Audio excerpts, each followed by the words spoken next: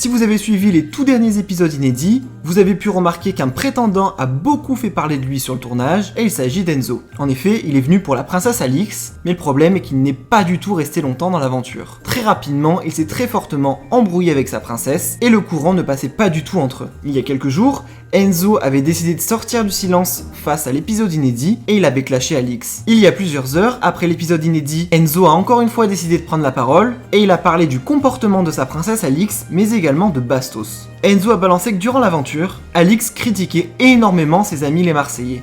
Je vous laisse sans plus attendre avec toutes les révélations d'Enzo, et n'hésitez surtout pas à réagir en commentaire. Bon les amis, là je suis devant l'épisode. Franchement, je passe une agréable soirée. Et c'est vraiment, mais vraiment rigolo quand même. Ça mérite un petit débrief. On voit ça après ensemble, juste après l'épisode. Bon les amis, on va débriefer ensemble. On va revenir sur la dispute que j'ai pu avoir avec Alix. Je pense qu'il y a eu, une parole qui a fait rire beaucoup de monde d'ailleurs. C'est le fameux « Tu es fan de moi ». Excusez-moi. Tu es fan de moi, tu es fan de notoriété. Alors déjà pour commencer, si je fais ces stories, elles sont dédiées juste à une seule personne, c'est à toi Alix. Pourquoi ? Parce que tu m'en as pas laissé passer une pendant l'aventure. Et là au moins, j'en suis sûr que tu les regardes ces stories et que tu les écoutes. Non mais vous imaginez quand même que cette personne est tellement imbue de sa personne. Ça fait beaucoup de personnes mais c'est pas grave. Mais aujourd'hui, elle arrive à dire que je suis fan d'elle. Mais je vais juste te faire rappeler quelque chose Alix. N'oublie pas qu'entre toi et moi, la plus grande fan des Marseillais, c'est toi. Et la plus grande fan de ton ex, c'est toi.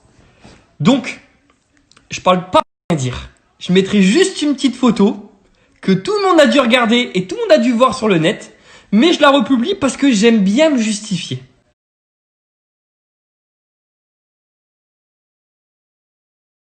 Et je vais juste me permettre de dire juste une chose. C'est que les Marseillais, tu n'as pas arrêté de les dénigrer pendant tout le tournage. Alors que n'oublie pas que c'est grâce à eux que tu as aujourd'hui cette place de princesse. Je vais juste souligner aussi une autre chose. C'est que tu as la prétention de dénigrer la notoriété sur les réseaux. Mais Alix, tu viens d'où toi ? La vie que tu mènes aujourd'hui, c'est grâce à quoi ? Ça, il faut le souligner un petit peu. Comment tu peux dénigrer la notoriété sur les réseaux ? Qu'est-ce que tu fais dans cette émission alors ? T'as vraiment besoin de ça pour trouver l'amour, toi ?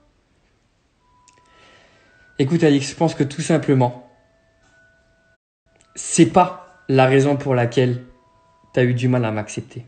Je pense que tout simplement, tu as un manque d'éducation.